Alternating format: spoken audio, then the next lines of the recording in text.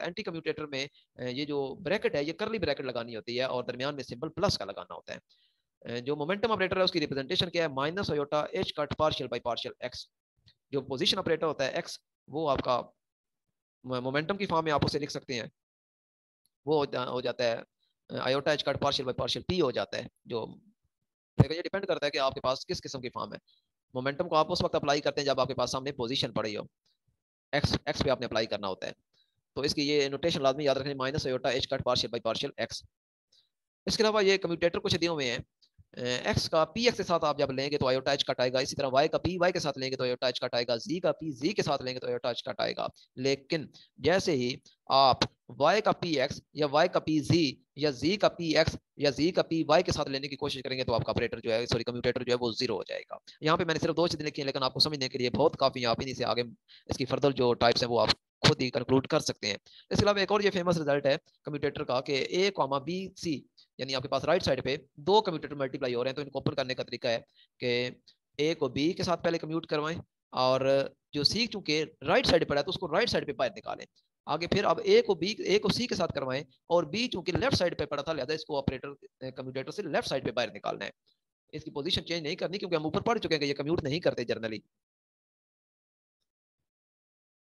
Uncertainty principle, पहले ऊपर हम शवाज इनइक्वालिटी पढ़ चुके हैं। आप uncertainty relation between two operators, आपके पास दो ऑपरेटर्स हैं ए और बी, आप उनके दरमियान अनसर्टेनिटी देखना चाहते हैं तो delta A delta B greater than equal to 1/2 mod of average of commutator of A B. तीन चीजें लगी हुई हैं, कम्यूटेटर, फिर बाद में एवरेज, फिर बाद में मॉड।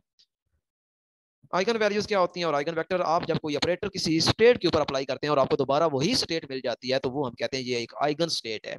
और उस स्टेट से हमें जो बाय वैल्यू मिलती है वो वैल्यू कहलाती है आइगन वैल्यू। अगर स्टेट चेंज हो जाती है तो फिर वो आइगन स्टेट नहीं रहती और ना ही उससे हासिल होने वाली वैल्यू आइगन वैल्यू कहलाती है। ये कुछ थ्योरम थे, ये लाजमी देख लें कि for Hermitian operator eigenvalues are real and eigenvectors corresponding to different eigenvalues are orthogonal. ये याद रखें कि जो हार्मिशियन ऑपरेटर होते हैं उनकी जो आइगन वैल्यूज होती हैं वो रियल होती हैं, और स्क्यू हार्मिशियन ऑपरेटर की जो आइगन वैल्यूज होती हैं वो पेयरली इमेजिनरी होती हैं या फिर जीरो होती हैं। तो ये रिजल्ट भी लाजमी याद रखने आपने। स्टेट वेक्टर को आप कॉलम वेक्टर से रिप्रेजेंट कर सकते हैं मैट्रिक्स में, ठीक है, और इसी तरह आपका जो बरा होती है उसको आप रिप्रेजेंट कर सकते हैं कॉल रो वेक्टर से, और ऑपरेटर को आप रिप्रेजेंट कर सकते हैं स्क्वायर मैट्रिक्स से। ये अब इनकी मैट्रिक्स में मैंने नोटेशन बताई है कि मैट्रिक्स में कैसे, कैट को कॉलम से, ब्रा को रो से, और ऑपरेटर को स्क्वायर मैट्रिक्स से। इसके अलावा कुछ और रिजल्ट्स हैं कि अगर ए का आप ट्रांसपोज लेते हैं और वो ए आ जाता है तो इसका मतलब है कि आपका जो ऑपरेटर ए है वो सिमेट्रिक है, और अगर माइनस के आ जाता है तो इसका मतलब स्क्यू सिमेट्रिक है। ये तो मैट्रिक वाली जो ट्रांसपोज मैट्रिक वगैरह वहां पे भी ये आपने किया हुआ सिमेट्रिक और स्क्यू सिमेट्रिक, ये उसी से रिलेटेड है, आसानी से आप ये याद रख सकते हैं। हार्मिशियन ऑपरेटर का अगर आप ए का ट्रांसपोज पहले लेते हैं फिर उसका कॉन्जुगेट लेते हैं तो वो दोबारा आपके पास क्या आ जाता है, वही मैट्रिक्स सॉरी वही ऑपरेटर आ जाता है। हार्मिशियन मैट्रिक्स मस्ट बी स्क्वायर, जो हार्मिशियन मैट्रिक्स होगा वो हमेशा स्क्वायर की फॉर्म में होगा। तो ये छोटी छोटी चीजें जो आपने याद रखनी है। ट्रेस क्या होता है, जो डायगोनल पे एलिमेंट्स पड़े होते हैं उनको आपने ऐड अप करना होता है, बस डायगोनल पे पड़े हुए एंट्रीज का सम कर देना है तो ये आपका ट्रेस आ जाएगा। अब इसकी कुछ प्रॉपर्टीज हैं कि ट्रेस के आगे आपके पास मुख्तलिफ मैट्रिक्स ऐड हो रही हैं तो क्या करना है, सबका आप इंडिविजुअल ट्रेस ले सकते हैं।